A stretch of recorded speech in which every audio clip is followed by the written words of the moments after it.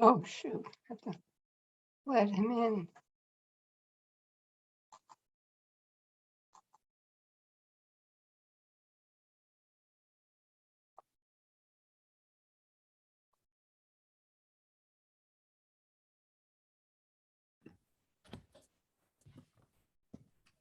Hi, Vivian. Hi. So I just promoted you and Andrea and who else? Is there anybody else as a panelist? And we have Eileen and Bard as observers, attendees. So how do I connect them? Allowed to talk, right? Allowed to talk. Okay, Krisha was having some Hi. problems accessing. Oh, there she is. Let's promote her. Why isn't it there?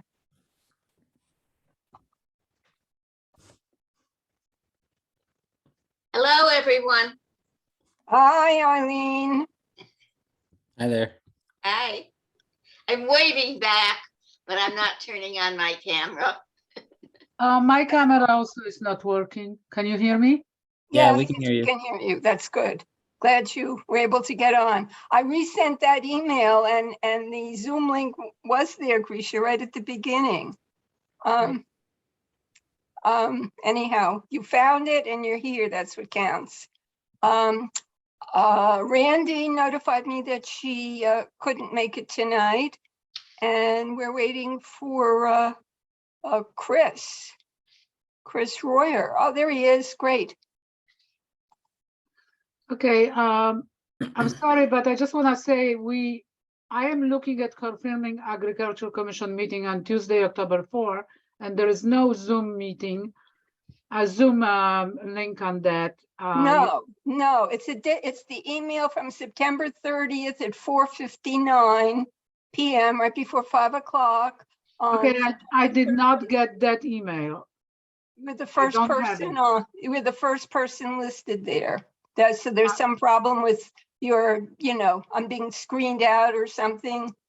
Yeah, I don't have it. I don't have it for sure, this email. Well, please put me on your whitelist or whatever, so that any email that comes from me is I not. have everything else. I just don't have that one.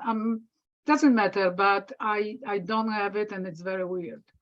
I sent it to your mytanka17@gmail.com. Yeah, and I have the one that. And I resent it to you so you can see I just resent it to you 5 minutes ago. Anyhow, let's not, we have a lot to cover. So you made it. That's what counts. You're here. We're all here except Randy, who can't participate. I mean, maybe you could help. Do we still need to read that governor's order before we start? Is that still considered a necessity? Because I we think used so. to Other boards are doing it. other boards are doing it. Yeah. Could I have a volunteer to look at the agenda? And if necessary, I can send it to you all again. Would you? And the agenda is attached here. I just sent it to Krisha, so I can send it to Luke. Chris and Andrea. If somebody would volunteer to, oh gee. This is, I can read it, Vivian. you have it? Okay, thank you. Thank you. Because I get over talked in these meetings.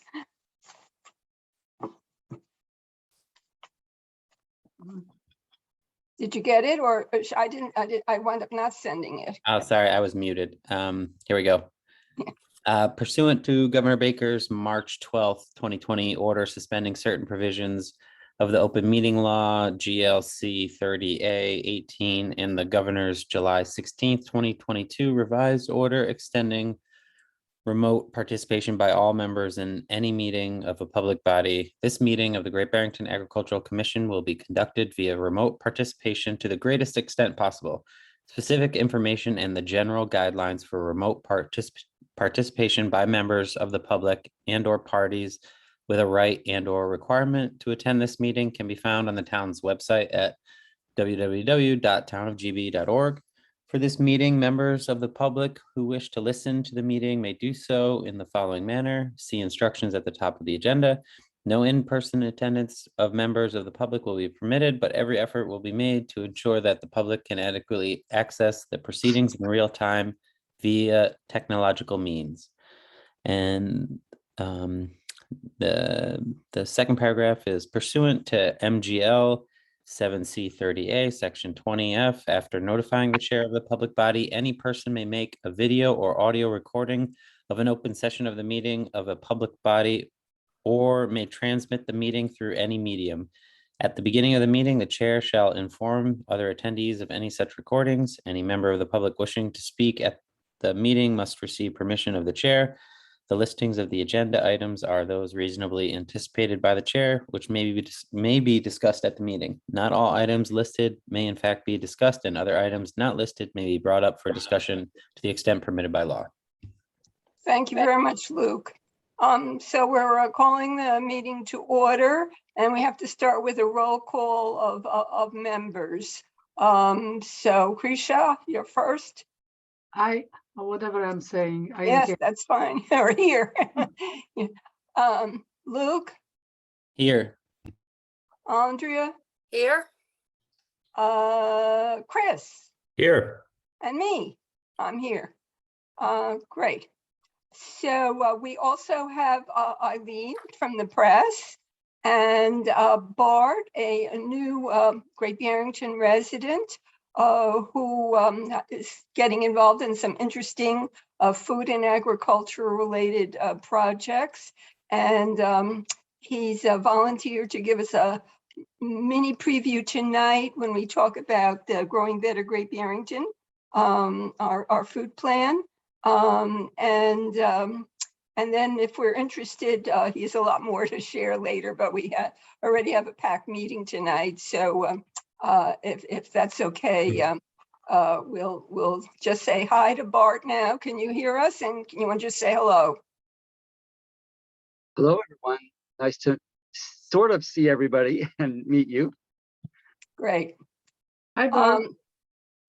Okay, well, we'll proceed to the Great Barrington Pollinator Action Plan and its implementation or lack thereof on town property.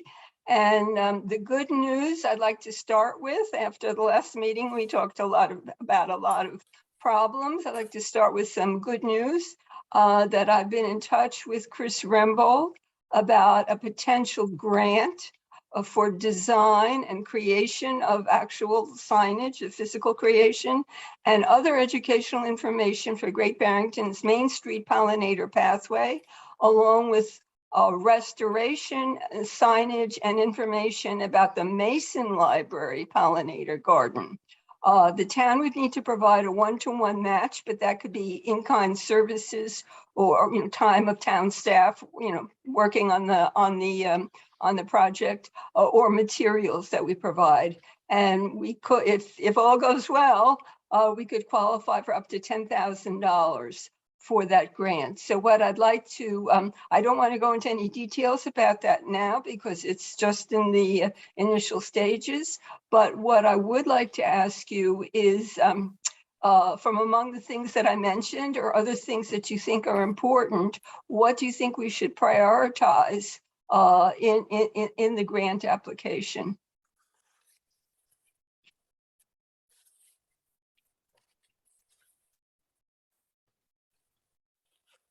It's a question to us.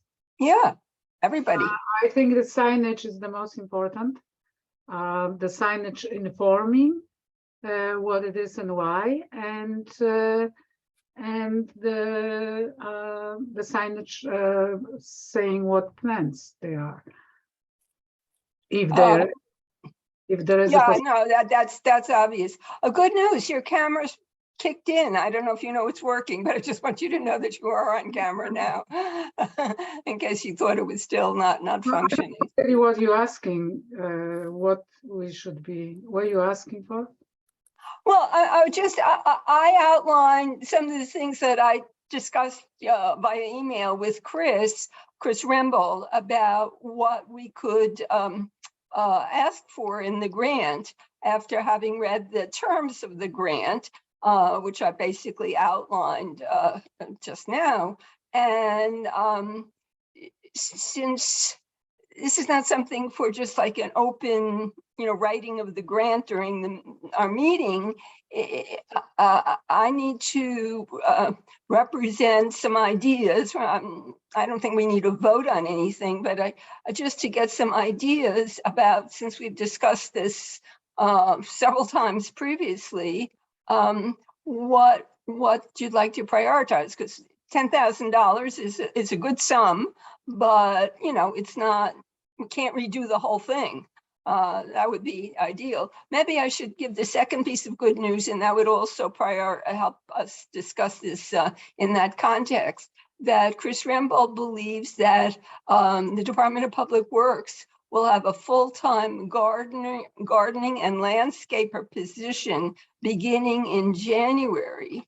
And he's hoping that these planting areas on Main Street and the library will be a focus of that person's responsibilities.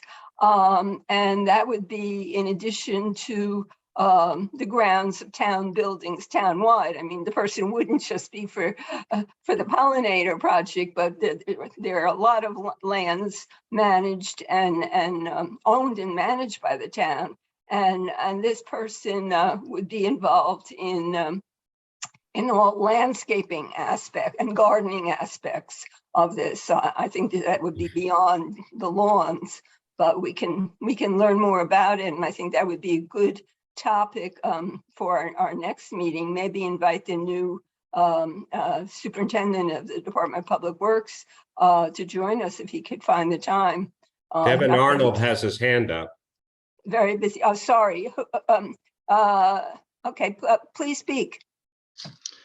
Yeah, it just seems to me like if the town is going to invest a whole bunch of money in signage for the projects, it seems to me like it would make sense that it would first be great if we could have some sort of assurance that the projects are actually being maintained before there's signage touting how great they are. My worry with the Mason is that if we put in a bunch of signage talking about all the great species and half of those species aren't there anymore, what good does that really do our project? Yeah, well, exactly. That's why I with Chris Remble, I didn't suggest any plantings on Main Street because that would be way over the budget. But I thought that one of the things we could prioritize within the $10,000 might be to restoring the pollinator plantings in the Mason Library garden. So what do you think about that, Devin, having been the designer, implementer, and victim of what happened to that garden? I mean, honestly, at this point, I have very little faith in the town's follow through and ability to take care of these projects. Well, one thing that Devin suggested in the last meeting and might be particularly appropriate, given what you just said, Vivian, is that some education, whoever with the town might be maintaining this, some education about what they've got there and how to maintain it. And if there's going to be this new gardener, maybe some money could be put towards some training. That's a great idea, if I may editorialize. I think that's a great idea. We did discuss that actually at the last meeting now that I think about it, that we discussed that it's not just a matter of these are people who work for directly supervised by the Department of Public Works. And it's not just enough that they have the goodwill to say, okay, we want to take care of this. But the question is, what type of training is that person coming from who gets that assignment? And if they have their training from, one of the pesticide companies or something like that, or herbicide companies, that is not going to help the pollinators, and certainly not the health of the town in general. So I think it's a great idea that we could request. Remember, we're an advisory body. We don't have the direct power to decide these things, but we can advise, and we can also discuss how that could be worked out. And do others agree with that idea of, as training, even before the signage, the training should be a top thing that we ask for? And Devin had the specific suggestion, which I thought was very clever, of like even flashcards that they could keep in the truck. I mean, here are the plants, and it might have on the flip side, here's, the sort of maintenance that they need or whatever. I don't know. What about quick just tips. hiring somebody who actually knows, like, is it going to be an open call for gardeners, or is it going to be specific gardener, who knows native plants, etc., which lots of them now do? Yeah, so we could ask DPW if we could have input into their job description when it would be a public posting so that anybody can apply, but within the job description, it could specify a need for certain types of training or background or experience. Let's say somebody who worked, with Helia native plant nursery, they would know how to take care of these plants. But somebody who is a representative of, one of the pesticide companies might be very knowledgeable about plants, but only within that toxic type of care. So Some hands up here. thank Sorry you. to Thank you, interrupt. Riz, for keeping track of that. Yeah, thank you. Who is it? Oh, Bart. Bart and Andrea. Okay, Bart first. Well, I love the idea of the training. Another thing you might consider is some money set aside to replace native plants with native plants. So that if you have parts of the garden that have died, the gardener who you're training would have some money to buy some native plants that is set aside just for that. Because inevitably, native plants are going to be pollinator friendly and easier to maintain. Yeah, we could put a request for native plants. And somebody who has experience working with native plants. Andrea, please. I was wondering if it would be appropriate also to try to get some buy-in from the library staff, maybe some training or education for folks there, or a, point person there. And also possibly for the shopkeepers who are right in front of the spaces on Main Street. Although Vivian, I realize you said that it might not include Main Street, but I think the more real stakeholders there are in this, the better, the more likely it is that it can succeed.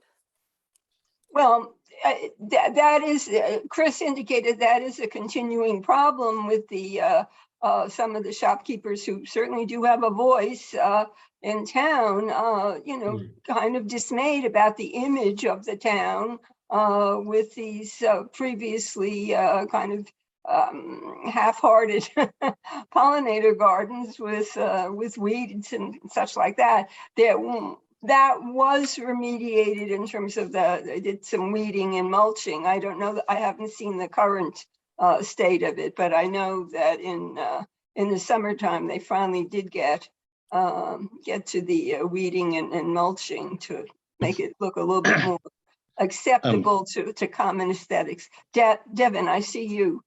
Yeah, if I can comment on that real quick. Again, I think one of the huge shortfalls of the Main Street project was going through and taking established beds that shop owners had put a lot of time and effort into and just clearing them out and replacing them without consenting the shopkeepers at all.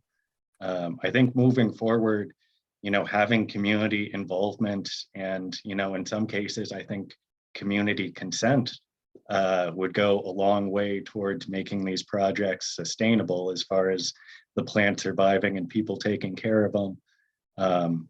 I take a lot of qualms with the way that the Main Street project ended up playing out and is still playing out.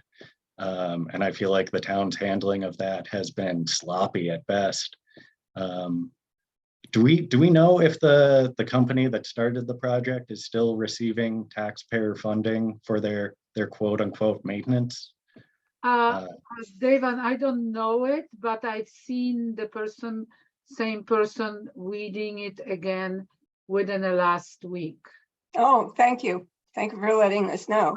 Well, they basically, there was so many the plants that died. They also used a different type of aster that Devon designed. So it's like overwhelmingly tall and not looking great, et cetera, et cetera. But they are still probably receiving the money, or they. Well, I think what happened, I hope, I didn't inquire about that, so I don't know. But I think it's probably more likely that they got a contract for the whole thing, which included maintenance, and they are now fulfilling their contract because they didn't at the beginning, and then when it was called to the town manager's attention, they followed through and got them to fulfill their contract, otherwise, risk probably legal action or having to return part of their funding. I doubt, and I certainly hope that the town hasn't allocated additional funds to the same company. Luke, you had your hand up. Yeah, thanks, Vivian. I appreciate Devin bringing up that point about building those relationships to make any, and I want to take this a little further, make any project we work on really have legs and community buy-in and have a chance to grow. And I can see that playing out here in terms of, like a check the box way of doing things. And I don't want to, I don't want to put blame on the town. I think I just want to, look at what we can own as AgCom in terms of this, and then going forwards, any kind of other things that we're working towards. How are we, having those conversations with the people who are going to be implementing it? And, if we're making a decision, maybe we can do some of the legwork and just thinking ahead in the agenda, thinking about banning glyphosate. I'm all on board for that. I know the science about the effects of glyphosate. I've listened to Dr. Don Huber talk many times on it. And that still doesn't change who's going to be affected by it. And do we know, who that labor is going to fall on and what techniques they have or don't have, and what's going to happen to utility poles and stuff like that, without that broader foundation and base of doing things differently. And I just would caution us to, add too many more things in without that deep foundation of making sure everyone is set up for success, as opposed to just getting a delegation from up high. Maybe the grant should give for the town to organize some type of a community forum or something like that, like we did with Growing Better Great Barrington, as we did twice with very successful community forums for the Great Barrington Pollinator Action Plan. The problem is that the two people most affected with these more recent changes, the superintendent and the library director, both left at the time that these problems were arising. And therefore we're not really paying much attention to this. Even before they left, they obviously had a lot of other priorities to finish up. And this, as a result, was not given the attention that it merited, even though earlier on we had open forums. This was before the pandemic. They were a town hall. We had 30 people at one forum and I think about 20 people at another. And it included the town directors of the library and DPW, chairs of the Parks and Recreation Commission, Chris Rembo. We had a good cross section of both the people who would be implementing it for the town and then the general public that was interested in this topic, and some of whom were very knowledgeable. So we did the right thing back then, and the Agricultural Commission doesn't want to be in the business of being a landscape commission. I don't feel that any of us signed up for that. We do, though, all agree about the importance of protecting pollinators, because otherwise our other concerns with growing food on farms and gardens and just the integrity of the entire ecological support system on which everything depends will suffer, and very seriously. So pollinators are vital to everything else we're doing, and that's how we got involved in this.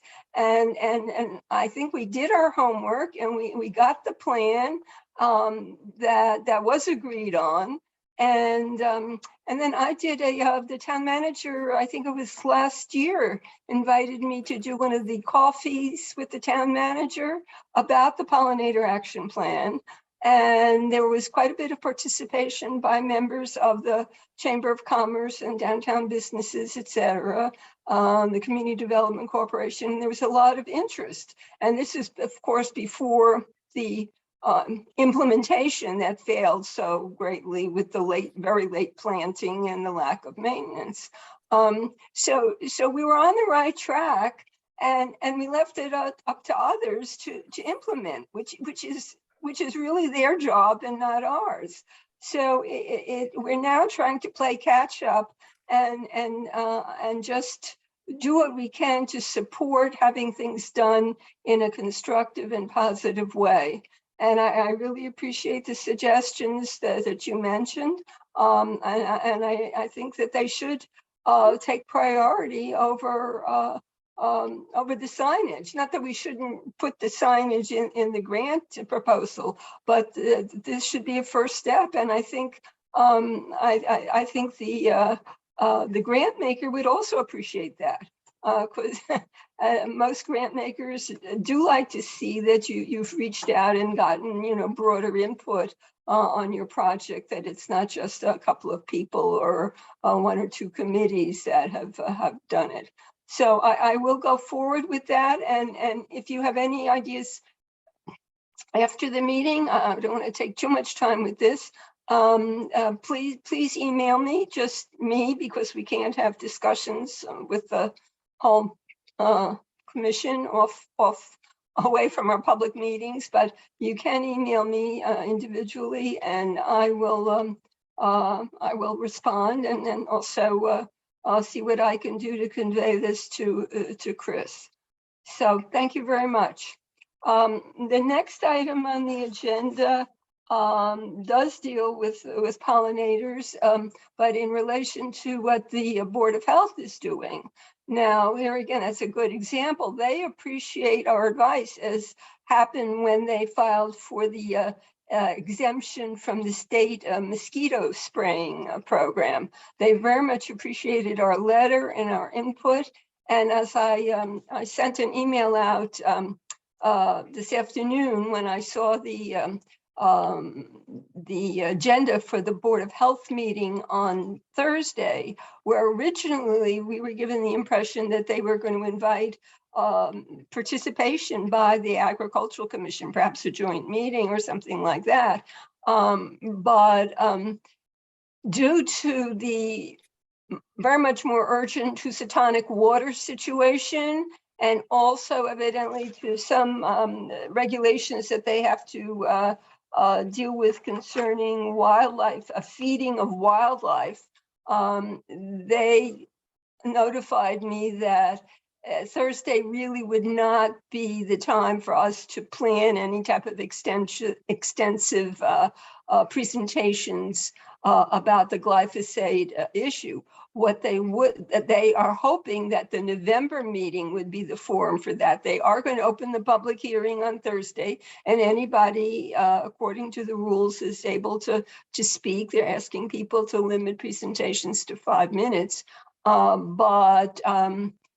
Just individually, they said that what they would really appreciate is a letter from the Agricultural Commission based on the research we've been doing and our previous discussions, and just to kind of set down our general preferences and guidelines, and then go into the details in November.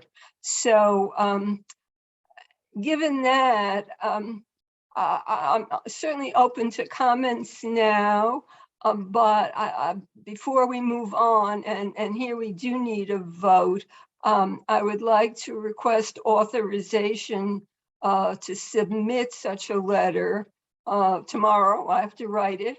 I had hoped to have a draft ready for tonight's meeting, but I have a crisis at home with my heating system failing, and that kind of derailed all my other projects. If I get absent for a minute during the meeting, it's going to be to replenish the wood stove, which is getting me through. Anyhow, so if you would just authorize my, based on our previous meetings and discussions of this and information that you have, can I write an initial letter, and then we could do a more comprehensive summary if we want to do that, if we meet before the Board of Health meets in November. So any comments on that before I ask for a motion?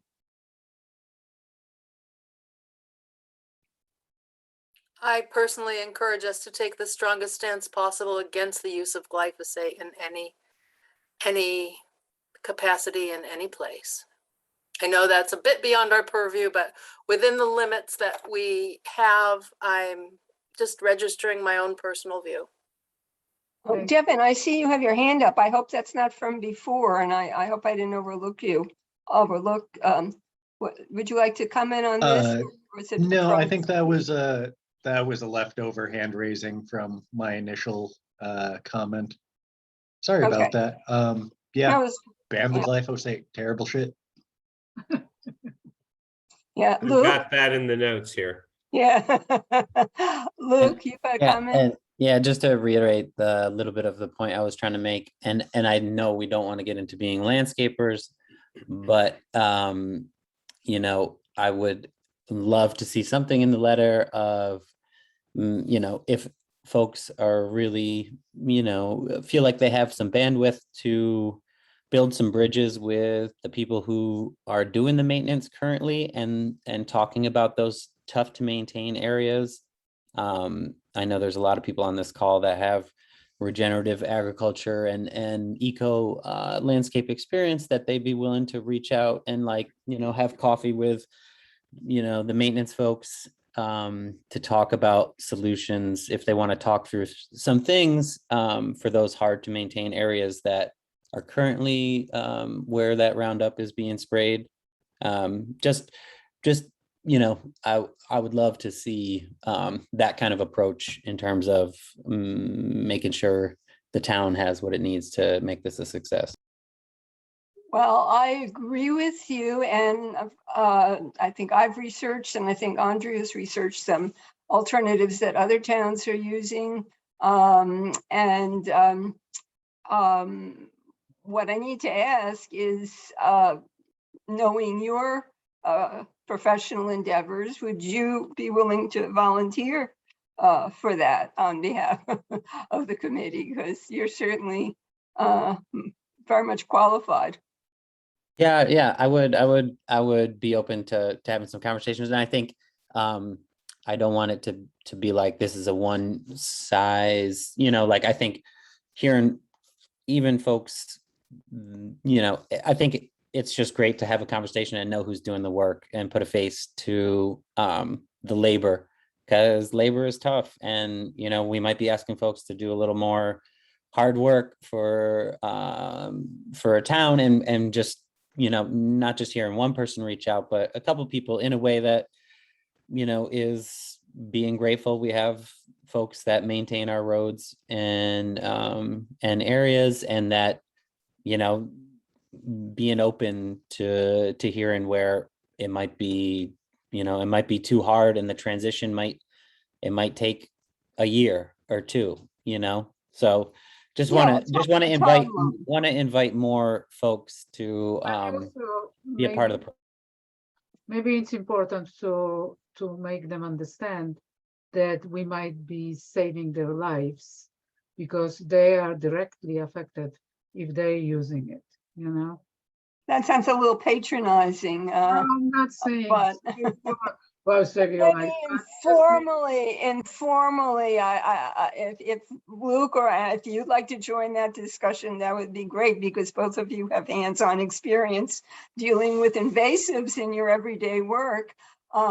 So that would be great, but I would hesitate to put that in the letter, except maybe tangentially. Luke, you have another comment, or Chris, or who was up first? I can't. Nope, not me.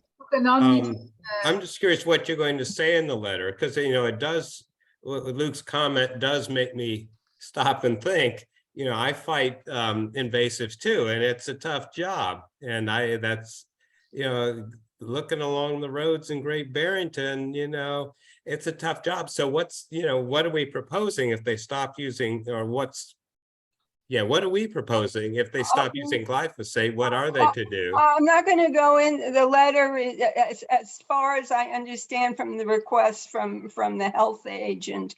The letter isn't to offer suggestions at this point. It's just to say whether we're in favor of continuing the moratorium and possibly also making it a future permanent regulation. And to say that we are looking forward to the November Board of Health meeting in order to present some specific ideas about what we can learn from, first of all, what we've learned about the negative effect on pollinators, which affects our gardeners and our farmers. And secondly, then what we've learned from other towns who have instituted either moratoriums or permanent bans on glyphosate on town land and town managed land, and thirdly to enumerate some suggested ways of managing invasives that don't involve noxious treatments to pollinators or to people, including, we could say people, including the people who are applying it. Luke, you have another hand up or is that No, sorry, I'll take it down. Sorry. Okay, yeah. So that's what the letter isn't going to go into specifics. They said that they basically, first we thought the meeting was going to be in August, and then in August they said, no, we're not going to take it up until October. But then in the meantime, there's this major crisis of the Housatonic water and the company and what people in Housatonic are going through. I don't know, Chris, are you affected by that? Are you on that system? So you might want to attend the Board of Health meeting for that. I'm sure that I think we could all attend as individuals on Thursday. I plan to attend the meeting, you know, and specifically pay attention when they finally do open the public hearing, number 6 on the moratorium. But in terms of, I mean, speaking as an individual, if there's anything that you feel compelled to say, I think that's fine, but you please identify yourself speaking as a resident rather than in your official capacity as a member of the Agricultural Commission, and just refer to the fact that the Agricultural Commission has taken a stand in support of the moratorium and in favor of its possible extension and enhancement, perhaps, as a permanent regulation of the Board of Health, which does have that power. They are a powerful board. And then to say that we'd like to come back in November with some specific suggestions and examples of how this has been done successfully in other towns. So So is you'd like that someone to move? fine with you, Chris? Or do you have any further Yeah, questions? so may I move that we authorize Vivian to write that letter to the Board of Health? Second, Okay, we have got Chris moved, Andrea seconded, and roll call. Krisha, Aye. Luke, Aye. Chris, Aye. Andrea, aye. and I also. So 5-0. Thank you. Okay, Growing Better Great Barrington. The folks at the Sustainability Committee, who are our co-members of the core team, along with Chris Rembo, and they, at their meeting last week, which I hope to attend but couldn't attend, they took up where they want to go in following up on this wonderful, extensive, in-depth study done by the Conway School with us and the community. And I have not followed up on that to get their minutes or to find out. I assume we can get the recording also. Does anybody know how we can get recordings of this is being recorded, and if somebody wants to tune in later, actually, I did have a request of somebody who couldn't attend, if they could watch the recording later. Does anybody know about how to do that? Eileen, do you have any idea? Yes, please share. What I usually do is send a rather pathetic little note to Chris Rembold and say, please. And that works. Okay, that's kind of an That's informal, my procedure. that's kind of an informal channel. Yeah. Yeah, you're so accurate in most of your reporting. I would assume that there are times that you need to go back and hear the the actual recording, and most of them have transcripts too. Is that the case, or you know, for the you know, when they have the transcripts for the hearing impaired? I don't know if that's running now. I don't see it actually on the screen, so maybe we don't have that. I see recording going, but I don't see anything more than that. Eileen, do you look for written transcript from the meetings when you go back, or? No, no. I actually do it only once in a while. Yeah. Oh, you take such good notes. Yes, also records the larger meetings, planning board, selectmen, the A-Town Regional School District Planning Board.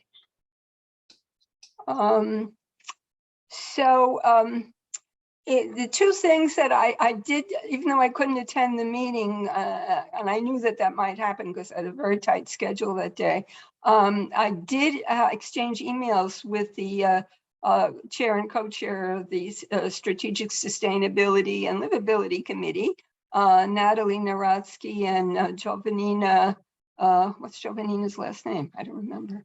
Pagano? Pagano, yes. I asked them about whether, especially I think it was Natalie and or Jovanina that took part in the Sustainable Monument 2025 major discussions and report that involves students and faculty and staff and community members back in 2019 and 2020. Their report was issued right as the pandemic was getting underway. I think it was in May or June 2020. But they did a great job, and it was it mainly concerned the building, but it also concerned the land, and also recognized some of the things that we had presented, Devin and I, with the help of Jen Salonetti from Woven Roots Farm, had presented an ambitious a vision for a resilient living laboratory campus back when the Next Steps Committee was meeting. And this was accepted by the Next Steps Committee and included in their final report. And we were hoping that this would be taken into account now that there's this window of opportunity where the school district has less than a year to come up with an overall, scope of what they want to do, and then present it to the Massachusetts School Building Authority. And while the overwhelming emphasis is going to be on the building, whether new or renovated or whatever, we were hoping that all the work we had done previously and Sustainable Monument 2025 had done would be taken into account. And I asked them whether this would fit within their priorities, and they weren't sure. They were going to discuss it. They agreed that the timing was of the essence, but I guess they had other things on their agenda. I also brought up, and this was included in Growing Better Great Barrington, so it did have a link to that. And then I also brought up the whole affordable housing aspect, which in the community forums, as you may recall, for Growing Better Great Barrington, became a big issue because it's so vital for anyone who works on a farm or who works in food-related occupations in town to be able to afford to live here, to afford a rental, or possibly, even buy something at an affordable level. And so this is something that the Sustainability Committee had a panel discussion in the spring with Chris Rembold and Jane Ralph from Construct and myself. And we talked about these issues then, and I was hoping that aspect of Growing Better Great Barrington could be one of their priorities. And for us as the Agricultural Commission, I'm hoping that would be something that we would want to carry on too, both on the basis of what was emphasized at the forums in terms of housing, and on the basis of several years' work concerning the Resilient Living Laboratory Campus concept, and most recently a collaboration with Peter Dillon to do a letter of interest with the foundation, which was unfortunately not accepted. I think in retrospect, it was a little too ambitious. But Peter was willing to look for funding to see how they could hire people to help the district dealing with a more regenerative use of their land than just the necessary playing fields and parking lots. So that's where that stands, and I welcome comments and suggestions.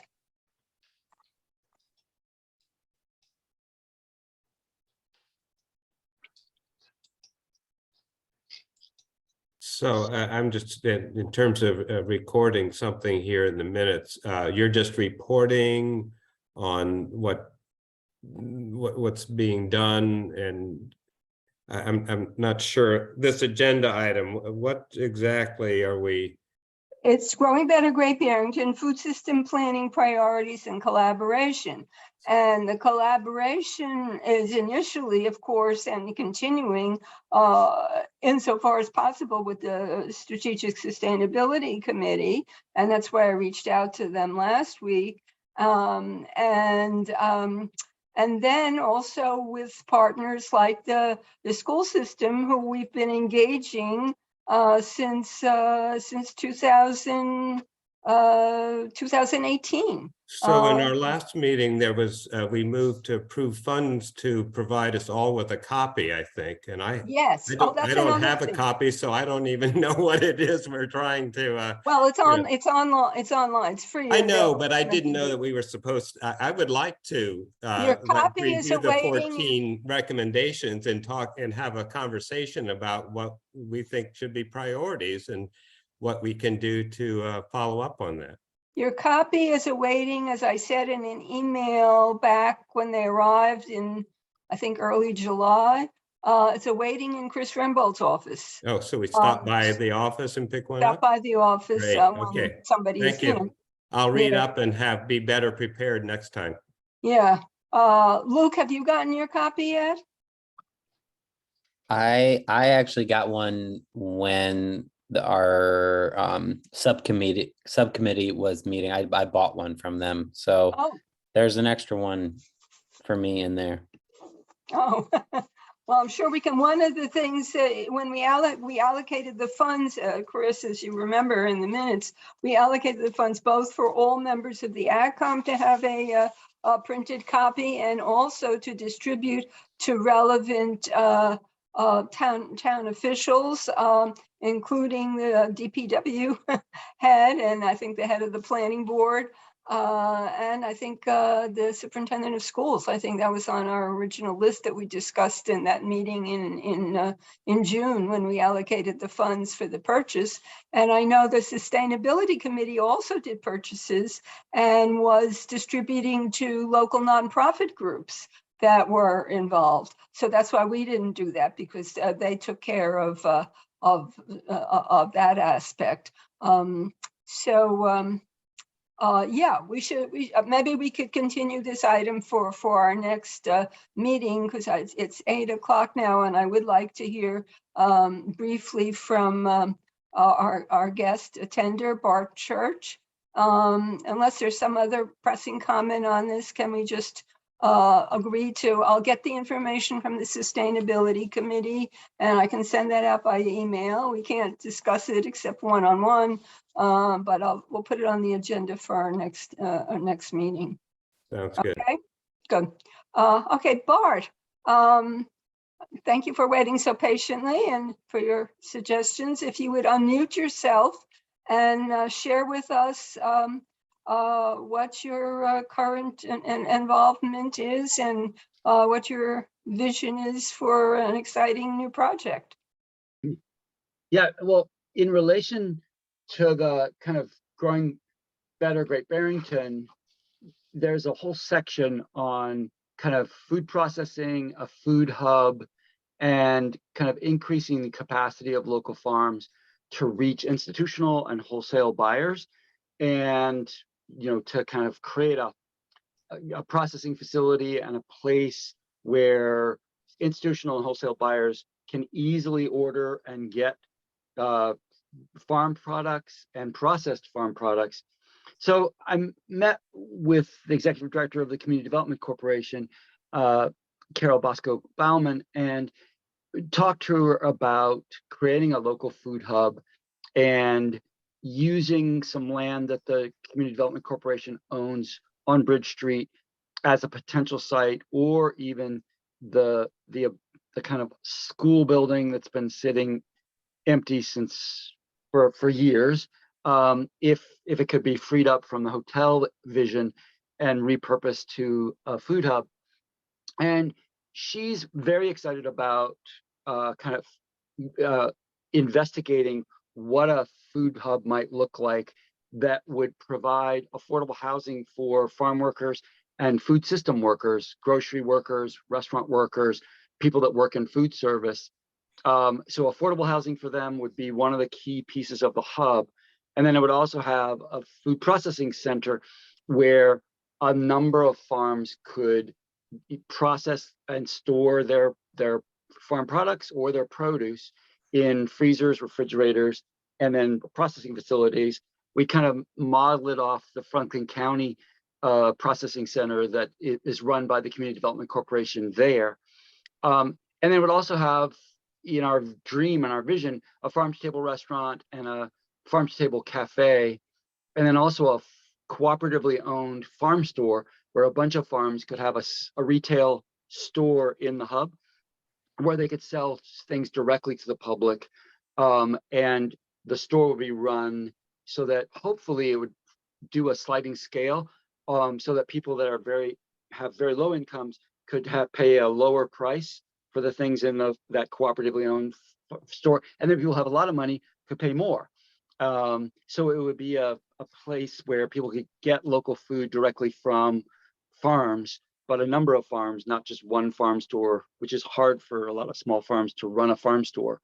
So we are in the process of researching food hubs all over New England and in New York to try and find out what models have been successful programmatically and also financially, and where they got their startup capital from, and how they paid for the remodel or construction in some cases.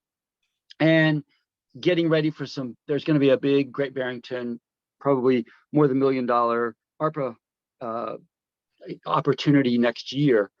And there's also going to be some MDAR funds that are coming up next year. So there's some possibilities for some bigger funding that if we have some really concrete plans, we may be able to leverage several different funding sources. So that's the basic idea. I sent Vivian kind of the working draft of a vision for a local food hub, and it doesn't have to be in Great Barrington. There's also quite a bit of thinking about putting it in Pittsfield because it's more central to the whole county. So, you know, we'll be looking at that possibility as well. So that's kind of the elevator. Can I respond to some of it in terms of localizations? I did talk to Chris and Mark Prochański yesterday about any available spaces for community use the town owns, and I was told that there is 0, and that the school is going to be starting being turned into a hotel very soon. Demolition of the gym is going to happen, I think, next week, next to the school. The reed cleaners that I inquired about need to be detoxified, and they had $500,000 for it, but they need another $500,000 for it, etc., etc. So I was told there is none of the spaces that town owns available to the community. Bart, do you have something to say about that, or are there 2 other people who have their hands up? Well, I'll just say that the Community Development Corporation is waiting for a toxic report from Massachusetts, which is supposed to come in October, to determine how toxic the soil in that 2.5 acres that they own right on Bridge Street, to just determine, like, what are the facts? How toxic is that soil, and what would it take to remediate that soil? So we're going to know more in October, and then that report has to go to another body that has to kind of determine what the mitigation strategies have to be. So by January, we hope to know more specifically what the money that would have to go into, because obviously you wouldn't want to put a local food hub on top of a toxic space. You'd want to make sure that that land had been remediated so that it was safe. So that's just other things been told. Okay. Andrea, were you next, or Luke? I think so. Yeah. Okay. Thank you, Bart. I'm curious, when you say we, maybe I missed it, but could you please help me understand who that is? Right now, it's just Community Development Corporation and me as kind of their consultant working with them. We're in the process of reaching out to lots of stakeholders, obviously, to talk about, like, who are the prime movers that need to be at the table. But right now, we're just trying to study the models around New England that have already been successful, so that we can bring to the table some really good models that then help us determine who are the stakeholders that are important, and what kind of land and what kind of buildings have been used successfully in other places. Thank you. If Hudson Valley Farm Hub is on your list, and you don't happen to have connections there, I have a close relationship with the fellow who helped start that and has been out of it now for a few years, so has a little bit of a distance view on it now as well. I would love to talk to them. So if you can be in touch with me, I'm trying to talk to anybody who knows about the beginnings of things, because we're in the beginnings of things, and you've got to finance the beginning, and that's the hardest part, is pulling all the money together and all the stakeholders. Bart, you lost your audio. We can't hear you. It sounded like you were in the middle of a sentence. His mute button is on. Yeah, I just muted because I was finished saying what I said. Oh, okay. That didn't sound like that. Anything else to finish up on that, Andrea? Thank you for that suggestion. I don't know how to reach you, Bart, so we can do this offline, but I don't know how to reach you. I can send you his email address. Okay, Thank you, Vivian. great, exciting. Thank you. Okay, Luke. Thanks Bart for presenting and sharing the exciting sort of visioning that you've been doing, and I appreciate the low income housing component of it. And I would also stress from the report, the Conway students I think captured pretty well some of the social justice work that is tied into food and agriculture. And specifically, I'm thinking about like the mutual aid work that Bridge, based out of Lee, has been doing. And that mutual aid work for quite a while was based out of the First Congregational Church. We'd go down there and pack a truckload of food up into 100 for 100 families, and all volunteer staff, and some staff and mostly volunteers, and then driving it out to folks.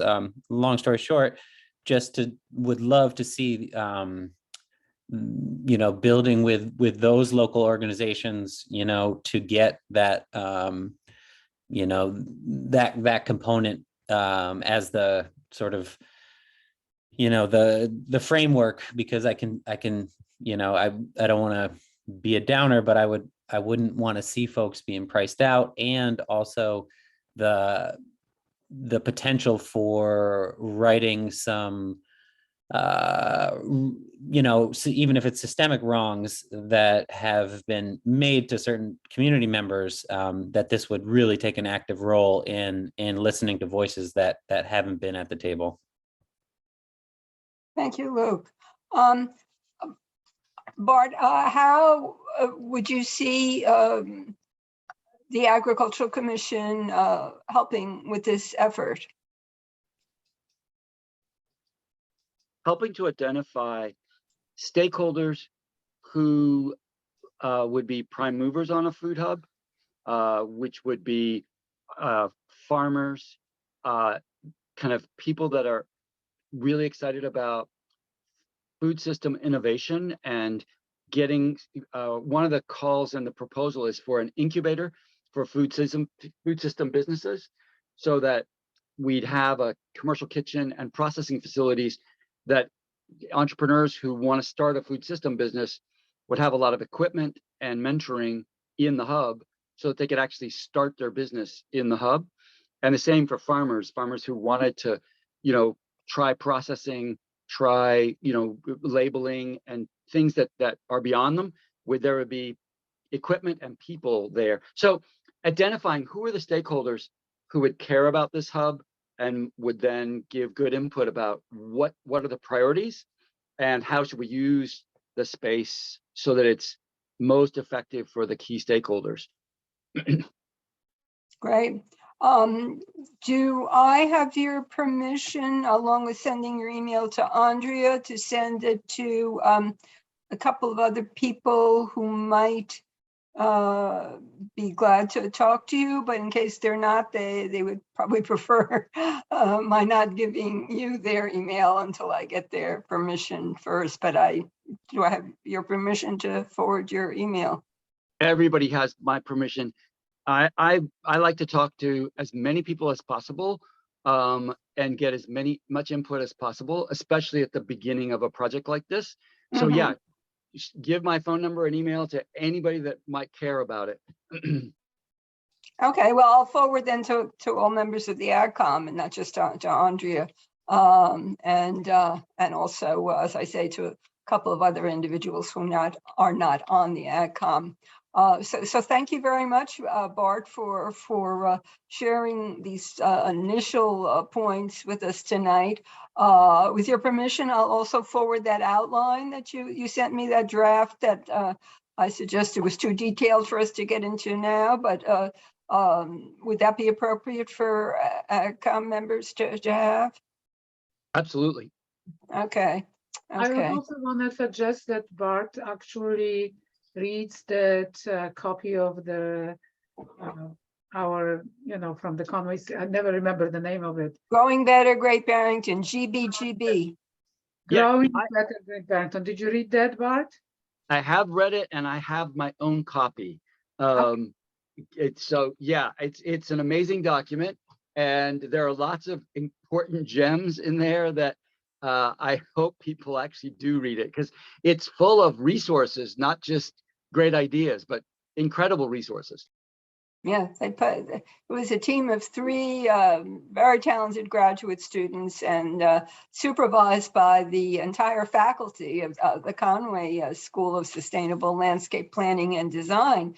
And they had to report back to the faculty every week, and then they reported to the core team, where Luke and I represented the Agricultural Commission, and Jovanina and John represented the Sustainability Committee. So they got a lot of feedback as they went along, and then we also helped them reach out on these 2 community forums. So they drew on tremendous amount of support and relevant stakeholders. So it's 8:16 now, and there's still a couple of things that we need to deal with. So unless there's something else urgent about this, you heard my suggested follow through, and I don't think there's something to vote on right now. So let's move on. Okay. Okay. The next item is the 9th annual Think Food Conference at Bard College at Simon's Rock. Theme this year is regenerate or regenerative. I never remember which form they use the word, but it sounds like a great program. I sent you all the flyer and the link. It's regenerative. I'm just checking here. It's going to be on Saturday, October 15th at Bard College at Simon's Rock. It's a 1-day conference, and it's also, they're making a number of workshops as well as the keynote presentation available online for those who can't attend or don't want to attend in person. And we go back, I'm trying to remember if we were sponsors of the first Think Food Conference. I don't think we go that far back, but this is the 9th annual Think Food Conference. And certainly for a number of years now, the Agricultural Commission has traditionally sponsored and been invited to participate in almost all the Think Food conferences. As a matter of fact, back in 2019, they took the theme from our recently published Great Barrington Pollinator Action Plan and made Berkshire pollinators their overall theme, and invited a number of speakers. I think our former member Devin Arnold was an invited presenter there, and they really do a great job for those of you who have attended in the past. And so we've also encouraged opening the conference free of charge to all students, not just to the Simon's Rock students, but to all students in the community in Great Barrington and neighboring towns, and to provide online access. Since the early days of the pandemic, we're the ones who our modest sponsorship amount was able to help them develop online capacity, which they were at the beginning very wary of doing. But we said that this is going to be a necessity by the fall of 2020, because we were planning in spring 2020. they followed our advice, and that worked out well. So a traditional amount of sponsorship has been $300, and we're giving credit on all their publicity. Even now, they've already hopefully included our logo as part of their publicity. And I like to ask if you have any questions, number one, or if somebody would move to continue our co-sponsorship of a conference that, if we had to put it together ourselves, would be an enormous amount of work and also take much more financial resources than the few $100s we have available to help them in order to bring in some keynote speakers and other expenses. So it's a partnership, I think, that benefits the town and as well as their efforts. Any questions, comments, or a motion?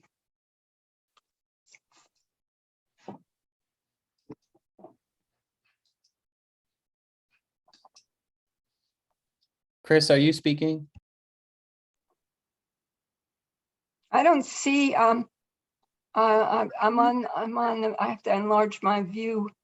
My. All right, Sorry. I thought I could press the space bar, but it wasn't working for some reason. I move that we contribute $300 as sponsors of the Think Food Conference. I second.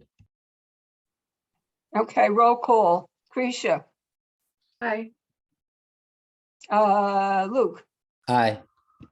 Chris, Aye. Andrea, Aye. and me. Aye for me. Me for aye. Thank you. Okay, moving on. This is also allocating some funds for things that we've traditionally done.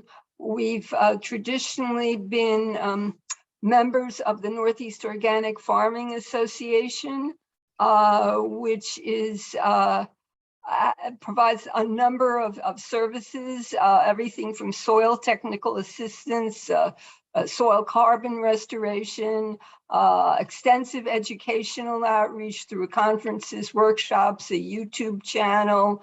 And in recent years, they've also developed a food access program, which primarily serves communities of color who are struggling with structural racism, health disparities, and few or poorly functioning supermarkets and poverty. Now, we don't have the problem as in some of these food deserts in urban areas where there aren't supermarkets. We are not lacking supermarkets in this area in Great Barrington, but we certainly these other health disparities and history of discrimination is an issue. So we're glad to see that they're working on that at NOFA, and I think that would be a resource that we should connect with local groups like Bridge and Gideon's Garden, who are seeking to do their efforts in that area. It's a great program. And I think I'm sorry, I don't have the exact amount. I can look it up, but it's in the $100 range for our annual membership as an institution. Let me see. As I say, today was without heat for quite a while, was not did not lead me to get everything done that I wanted to do. Let's see if they have.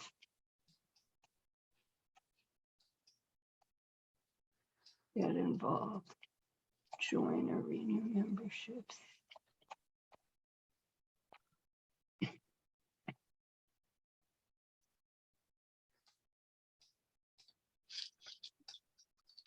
Okay, yeah, farm or business, which is the closest to what we are. We're not individual or family, and we're not supporting members. We could become that if we had the financial resources, but the farm or business level of participation is at $100 annual membership. If any questions about Northeast Organic Farming Association and our membership in that. If not, could somebody please make a motion to allocate the funding for this coming year? I motion that the AgCom pays $100 to Renew our membership. renew their NOFA Mass membership.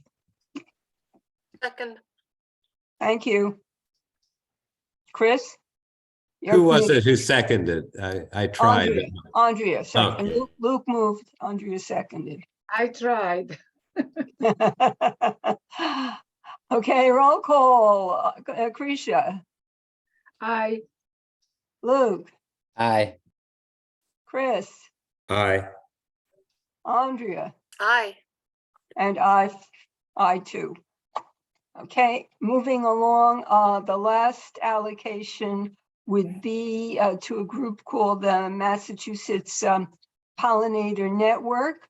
We were founding members last year, and I'll read their little statement to refresh you, because we did discuss this thoroughly when we initially supported them.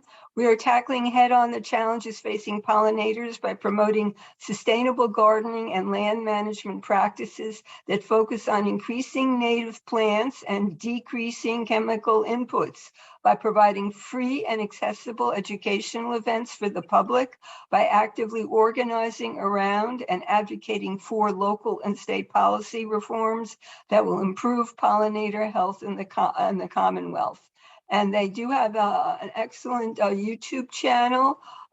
They have monthly, except a break in the summer, they have monthly seminars from experts. I just recently heard something that is available online now called Pollinators in the Woods: How Wild Bees Nest and Forage in Woody Habitats and What You Can Do to Support Them. And the speaker was Dr. Cass Urban Mead, who is pollinator conservation specialist with the Xerces Society for Invertebrate Conservation.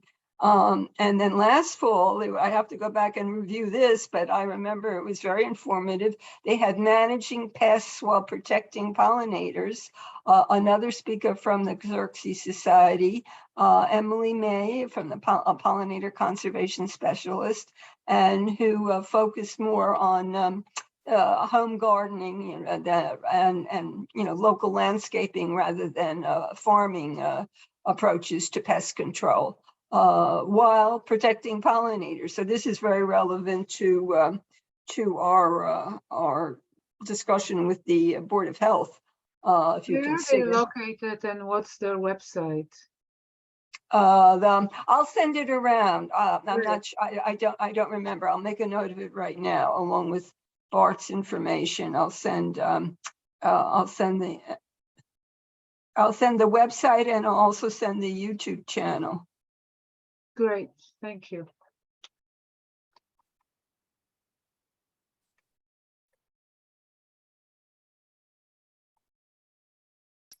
So last year, when they were trying to get off the ground, which is very difficult, we chipped in as founding members for $300.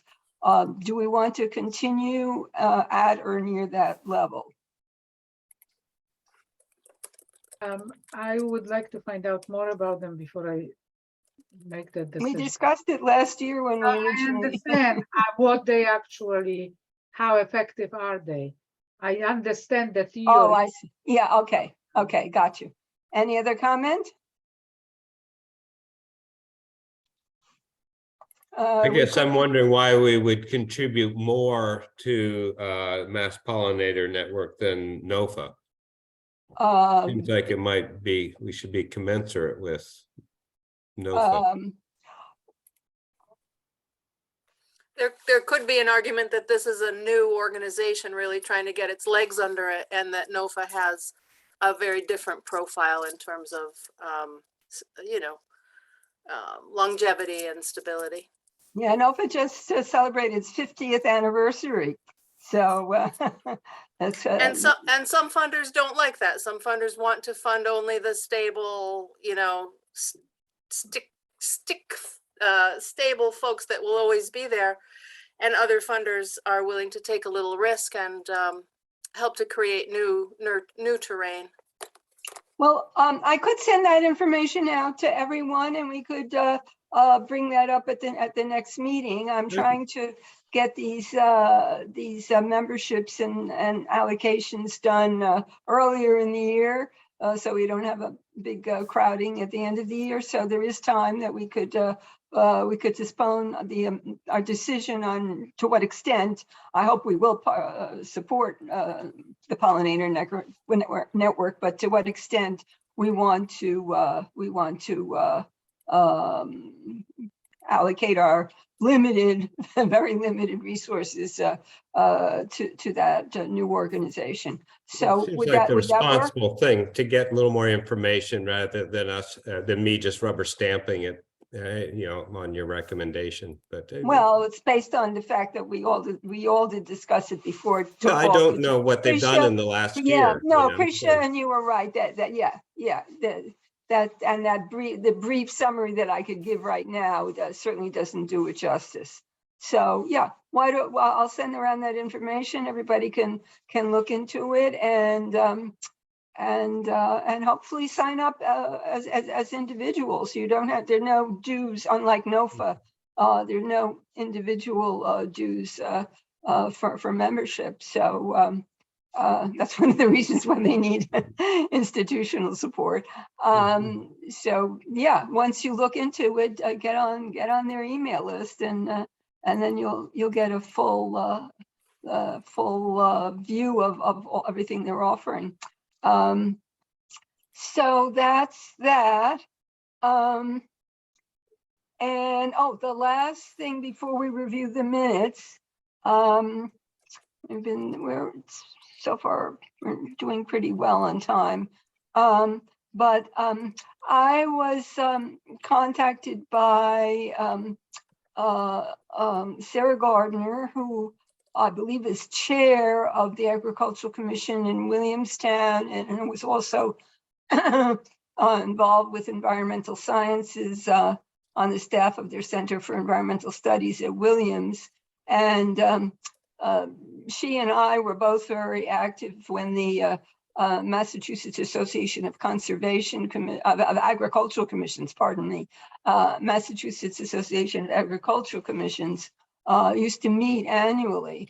And it was really great because we could learn from other agricultural commissions, but they haven't done that since before the pandemic. Even, I don't think it was the pandemic that cut it off. They cut it off even before then, I think, due to a change in personnel of those who were organizing it. But anyhow, they have a very active agricultural commission in Williamstown. And she introduced me to a soil scientist from the Natural Resources Conservation Service, NRCS as it's usually known, who is involved in a program to help local farms. Let me see, I have some information right here, I think.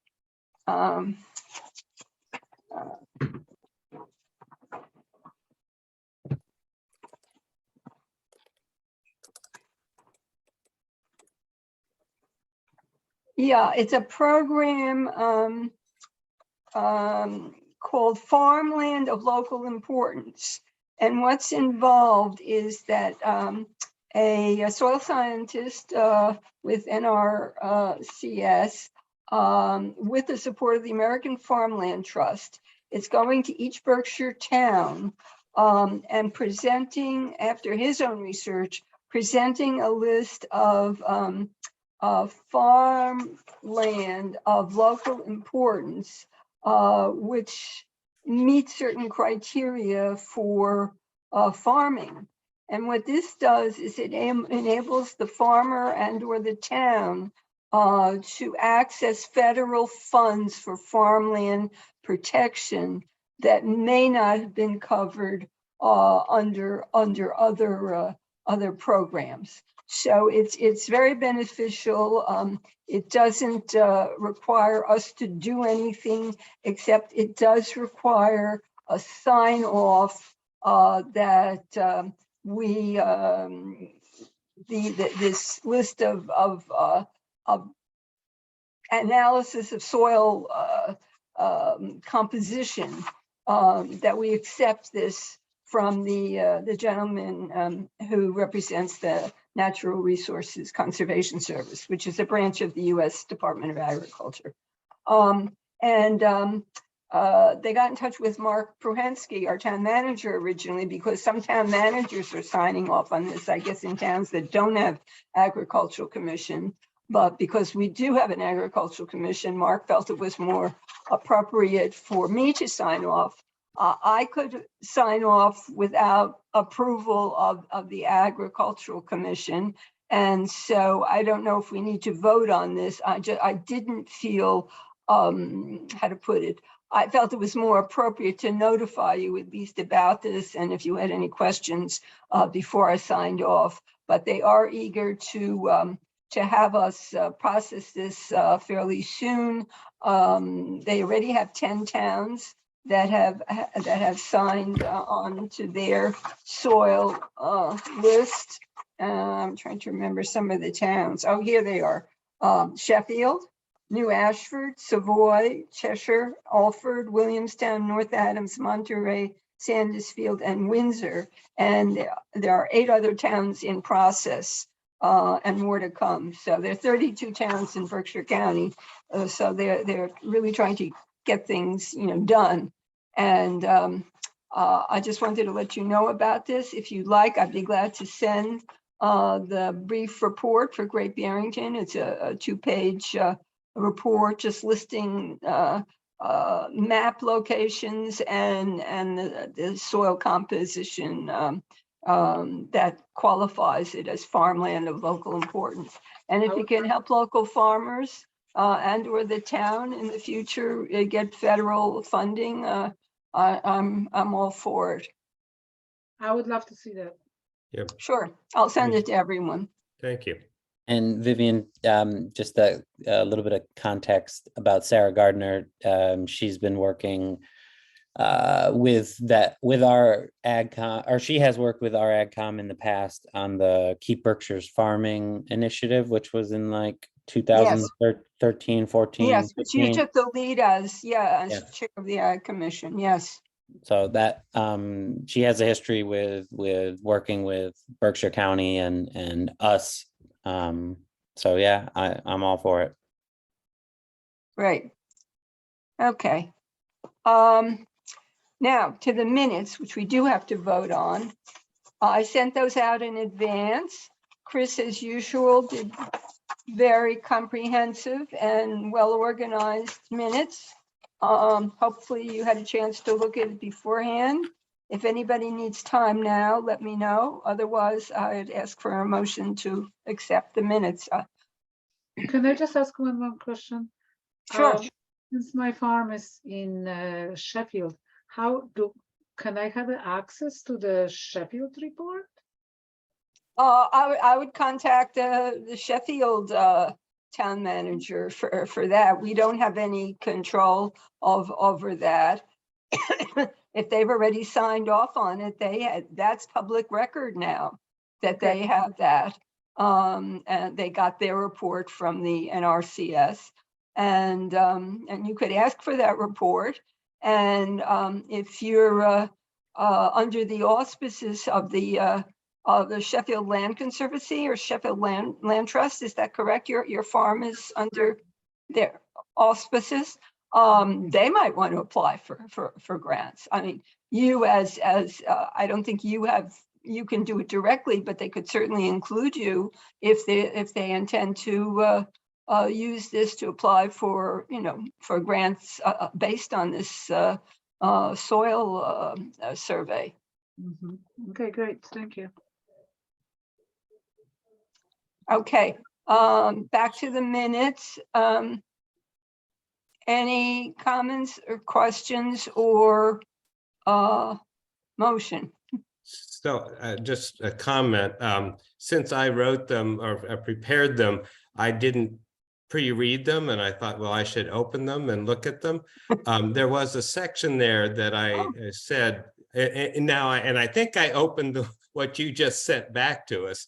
And there's still that one section in red, which I said, Vivian, could you look at this? Because my notes were a little sketchy on what it was. Oh, gosh. And so that's still red, awaiting your, Oh, yeah, I printed it out and I made a note for myself in red, report on successful bills. Actually, I do know what that was. And it was it was part of the climate, hold on a second. I wrote down a bill number and then I Googled it and it led me to something totally Yeah, unrelated no, to they keep agriculture. changing, the bill numbers. It's very hard So- to follow through. Okay, it was a Massachusetts climate bill, which had a provision to revive a policy that had gotten started previously, where the state funded a very thorough process for reimbursing commercial solar providers, and also reimbursing a very thorough supervisory role from UMass Amherst of the solar providers who agreed to have the land under their solar panels be planted under and around their solar panels, be planted in a pollinator-friendly way appropriate for their land and their environment. And they had this program and it worked very well because the state funded it. The solar providers didn't have to fund it. And it was, a very marginal cost, but one of the state agencies cut it out of the climate bill. And yet it certainly helps in terms of soil carbon sequestration, to have pollinator-friendly plants rather than just to have open soil or grass or something there. Through legislative efforts, I have to give credit to a senator from the Northampton region, Senator Jo Comerford, who's very much of an advocate for food and farming. She previously worked for the Western Mass food pantry. No, it's a larger organization that actually supplies the food pantries. And so she's very much aware of the great need for all sorts of farming and gardening. Anyhow, she helped get that pushed through, and it was signed by the governor as part of the Massachusetts climate bill. And so it's of great help to pollinators. And So, that's terms the of- example. But I don't have a number. I don't have a number either. Can't we just say, let me see. Well, I just say regarding pollinators and climate change, which is pretty Yeah, vague. or and it's- pollinator plantings at commercial solar So installations. I just thought if you could insert a sentence there. Yeah, I'm sorry. Be a little more specific and then turn it from red to black, I think then it's probably good. It was just a little vague. Can we just say, Massachusetts state legislation, that will allow, that was successful in enabling an accountable system of pollinator plantings at commercial solar installations? Whatever it is, yeah. Is it on a poor form to have you just like type a sentence in there and can we like approve these minutes with the understanding that you will write a sentence in there and turn it from red to black and I think, I mean, the approval of the minutes would be, whoever makes the motion, which I'll suggest now, a move to accept the minutes with the written addition of what was just verbally presented by Vivian concerning solar pollinator plantings at solar installations. sounds good to me.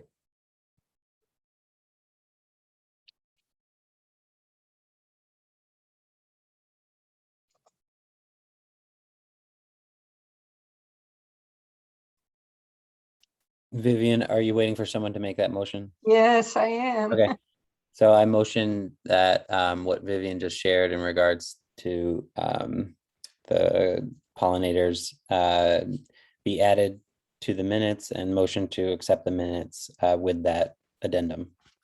I second. Okay, roll call. Krisha, I, Luke, Aye. Chris, Aye. Andrea, Aye. and me, aye. Okay, we're nearing the end. Do any of you have any comments on anything that's transpired or anything else that you'd like to call to our attention? I rose my hand because when I looked on the town website, the Ag Commission's minutes were last updated on the website on April 2017. Oh, my God. So I it might, I'll look into that. Thank you. Thank you for pointing that out.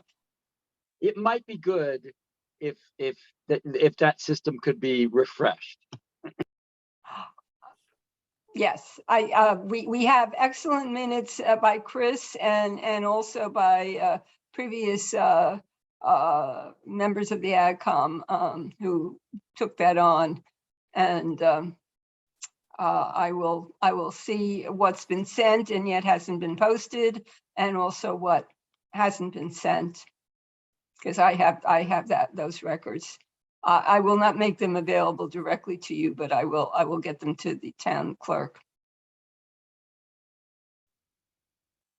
So I could listen, that was Bart, right, who spoke up? Yes, Bart.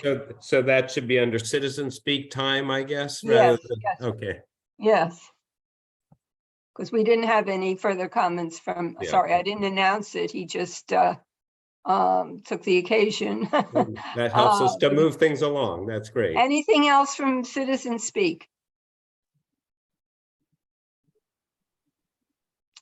Okay, then I think by acclamation, we can adjourn. Is Eileen still there? Do other boards do that? I Yeah, just we've want to done it make sure. the past few meetings. Yeah, okay.